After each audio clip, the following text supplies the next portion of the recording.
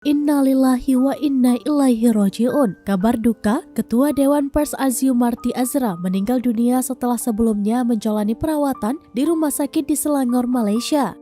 Informasi ini juga dibenarkan oleh Wakil Ketua Dewan Pers Agung Darmajaya.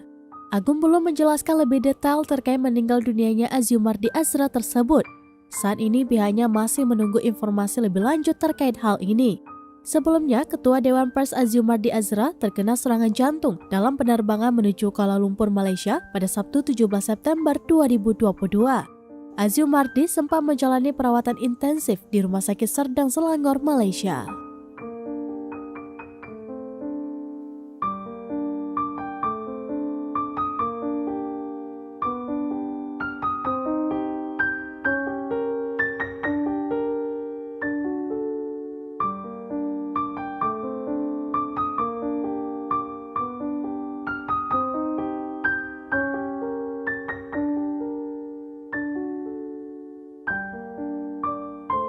Terima kasih sudah nonton. Jangan lupa like, subscribe, dan share ya.